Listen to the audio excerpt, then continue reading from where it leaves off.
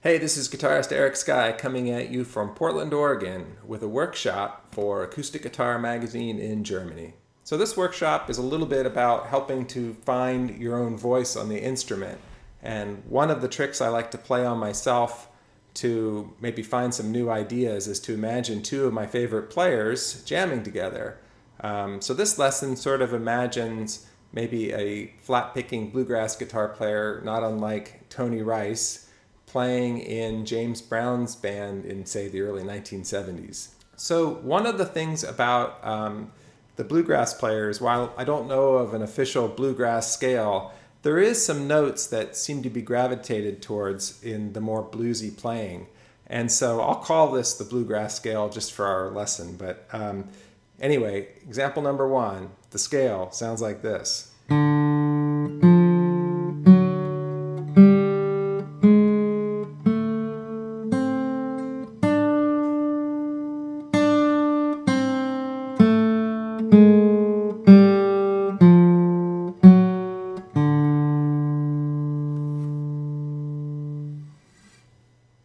Okay, the thing about that scale is there's a couple interesting things that I've not seen elsewhere.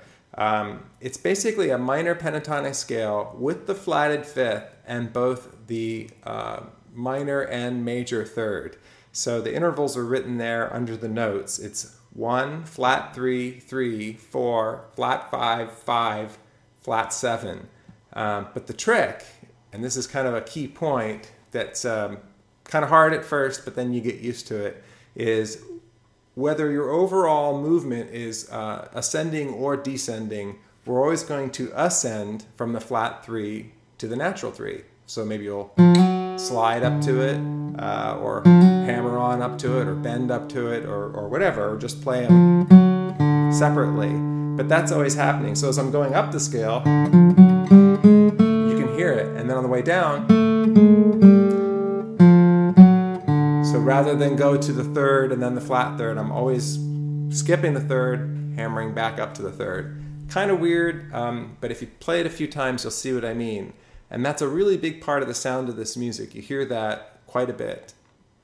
Okay, the other trick to using this scale is to sort of think of it like an arpeggio, in the sense that we want to transpose it for each chord in the tune. The word scale sometimes implies to people that you can play that one scale over all of the chords in the key, but in this case we want to think about each chord as an island. So this lesson is all based around sort of imagining a blues progression like D7, G7, and then A7. By the way, my 6th string is tuned down to D. I probably should have mentioned that earlier. So we already have the scale written out in D, though you'd want to find find it a little lower, and then also find the notes higher too. But then you want to go ahead and find them in G, and later in A. So you have to transpose the scale, so definitely a little bit of homework with that. Okay, exercise number 2 sounds like this. I'm going to play that a little bit slower for you.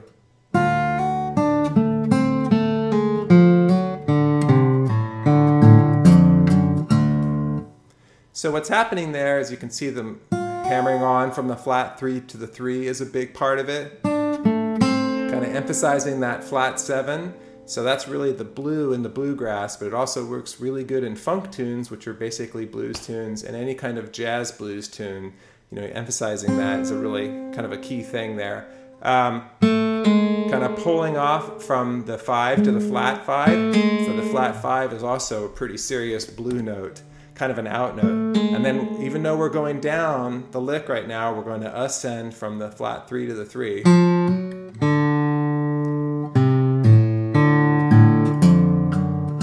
Again there, the drop tuning makes it look a little weird, but that's F sharp. I'm sorry, F to F sharp to D. So that's our lick. And example number 3 is going to sound like this.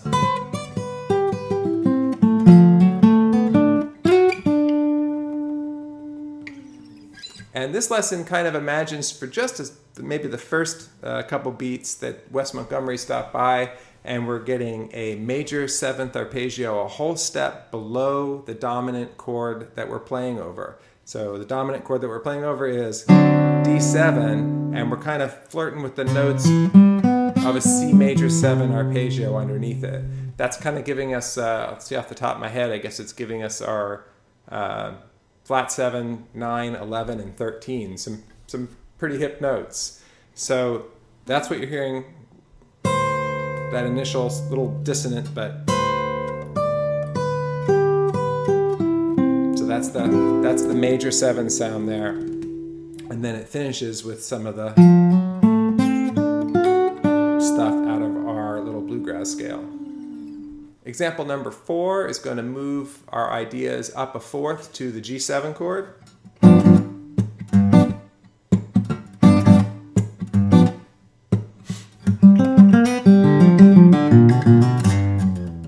Nice and slow.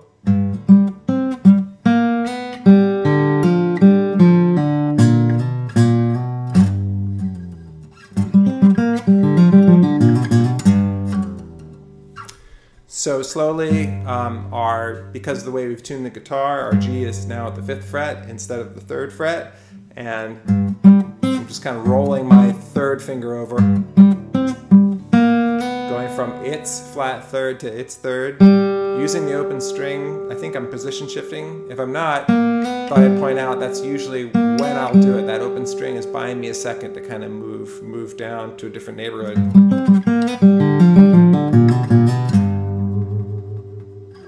So there's some slides that are going from the flatted 3rd to the 3rd. So more of that stuff. Example number 5 uses something called floaties. It's a bluegrass term which just means to play open strings in conjunction with fretted strings and let everything ring as long as possible, so you get kind of a cascading sound. Something like that maybe. So exercise number 5. Kind of slowly.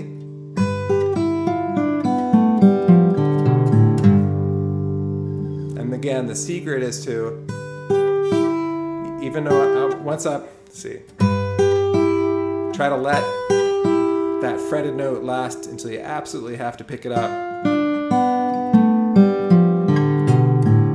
so you get all that ringing.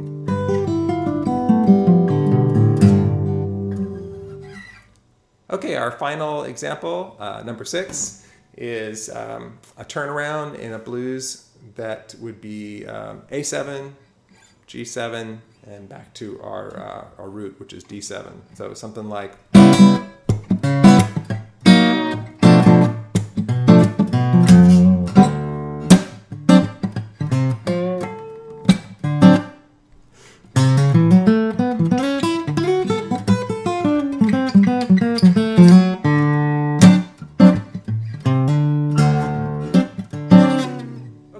Hopefully that was interesting to you. Again, the real idea here is to sort of take 2 things that you like or 3 things and imagine how they might go together. That idea of bringing your unique history and preferences to the table, I think, is probably the best way to begin to find your own voice on the instrument. And that's pretty important because everybody else is taken, so got to be yourself.